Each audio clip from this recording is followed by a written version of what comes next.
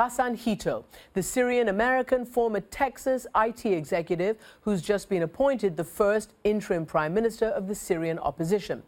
He says he'll name his government and move into Syria very soon, and top of his agenda to increase basic services for the Syrian people and also to make the case for the world to support the Free Syrian Army with anti-tank and anti-aircraft weapons as well as a no-fly zone. I spoke to him just moments ago from his temporary headquarters in Istanbul, Turkey. Ghassan Hitto, welcome to the program. Thanks for joining me. Thank you, Christiane. Mr. Hitto, I wonder whether you think you really have your work cut out for you, that it's going to be an uphill struggle, because I want to put out now a poll that the highly reputable and reliable Pew Institute has done regarding help for the rebels. What we have is practically every country that's polled, certainly countries in your region, are all opposed to the West arming Syria rebels. Only Jordan supports. But then, even when Pew asks about Arab countries trying to arm the Syria rebels, we see the same thing. Everybody in your region is against, except for Jordan.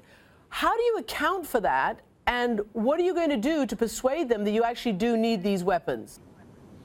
What we say to this, and I'm not sure, and I know you said that this is a reliable poll, but what we say to that is, what is the alternative? Is the alternative to allow extremist group to continue to take hold and continue to grow an influence inside the country? Do we wait until thousands and thousands more of Hezbollah fighters continue to pour into Syria and fight along the side of the Assad regimes and killing the Syrian people? Over 30,000 Hezbollah soldiers are inside Syria fighting along the side of the Assad regime.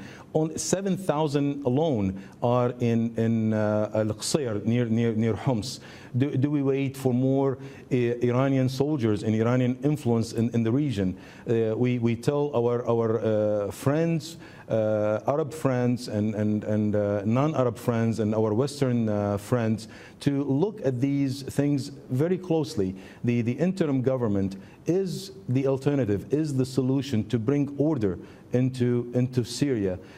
We believe, unlike what the poll and the report that you just mentioned, we believe we do enjoy a lot more support from our neighboring countries and our Arab friends and also our Western friends, and do believe that they do see that this government is the alternative and is the correct alternative and the correct solution for the problem in Syria. I do realize that we have our work cut out for us. No one said that this is going to be easy. It's quite challenging, actually. But the more we wait, Christiane, the problems are getting more complicated and more expensive to solve.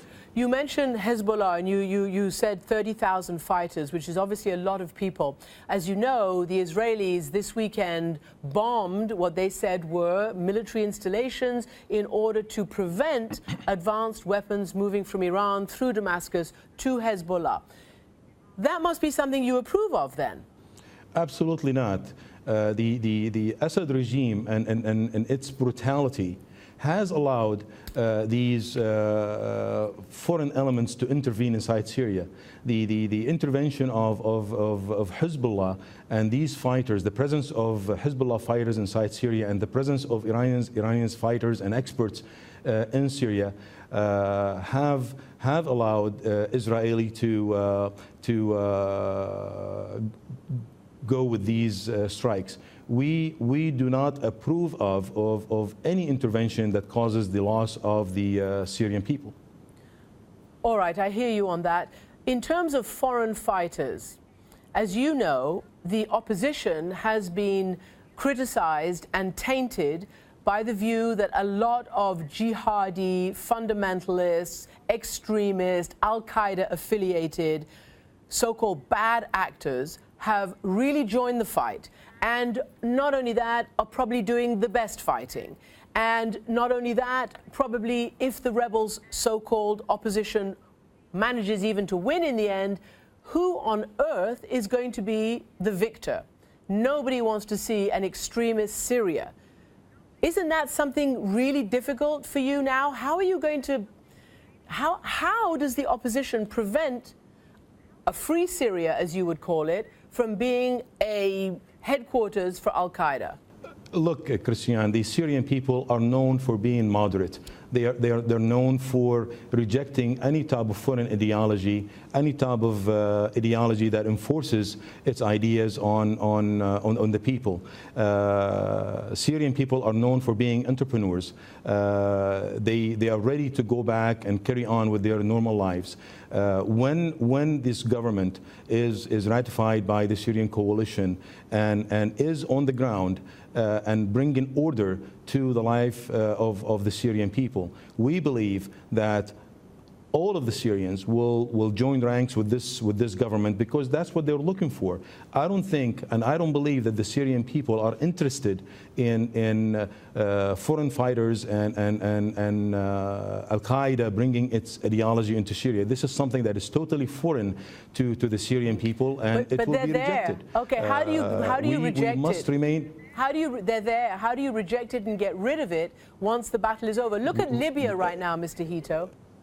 Sure, it's rejected by the interim government going in and starting to providing services to the Syrian people. We have to look out of how these foreign fighters are trying to win the hearts and minds of the people by providing them services. We have to go in and fix the issues of electricity. We have to go in and fix the water issue, the drinking water, the water that's required for irrigation. We have to go in and repair flour mills. We have to go in and repair schools. Over 70% of the schools in Syria have been destroyed. Over 870,000 homes have been destroyed by the Assad regimes. When the interim government goes in and starts working and providing solutions to the people, those foreign fighters and those foreign elements will have no choice but to retreat. We will avoid confrontation, but at the end of the day, we will do whatever it takes to bring Syria back to its normal path, and that is Syria that's moderate, Syria that is looking into a bright future, Syria that's full of hope, Syria that has people ready to build it and take it forward. I do believe, and I'm banking on this, and the Syrian people will be mature and will know that this is something that's not for them. We all have to believe in this, and I certainly believe in this, and I'm betting my bottom dollar on the maturity of the Syrian people. Now, it is amazing that you, as an American citizen, have left your career, have gone to Syria, and have tried to do your best for your people. Do you, on the other hand, worry that they will say, who is this man? He hasn't been here. He's a foreigner. He's backed by whatever, the conspiracy theorists. Or those who are actually doing the fighting on the ground now will not look to you for authority. Are you concerned about that? Not at all, because I've done few things. First and foremost, I stay away from all the political issues, and I present myself as a technocrat, as one who's going to put a government together, that has a government together, that's ready to serve the people. People are driven by their needs, and when we focus on their needs and we focus on what they want, they go along with that. The problem right now is that there is no one is taking the lead inside Syria on the ground to serve the people. People are ready to receive this government. I have reached out to a lot of people inside Syria, both who are fighters and also those who are working on the local councils and shopkeepers and housewives and teachers and all sorts of folks. And everyone is ready to receive this government and ready to move forward. Mr. Hitto, what do you think of President Obama's red line? Do you think that's ever going to be defended, policed? I mean, look, Christiane, I've mentioned this before. Our red line was established when the first child in Daraa was killed. That price for us was too high of a price to pay.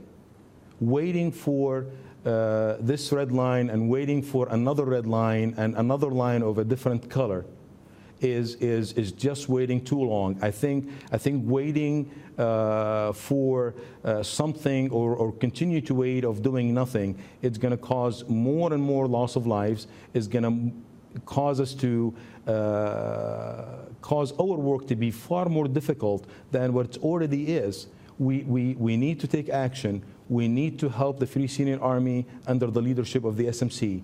We need to establish safe passages so we can provide aid to the Syrian people on a regular basis. We need a no-fly zone so this government can go in and start working and serving the Syrian people. So these red lines, they need to be maybe painted with more bright colors so they are seen clearly to the leadership of the United States and to President Obama, so we can take actions and not wait long until this problem become totally out of control.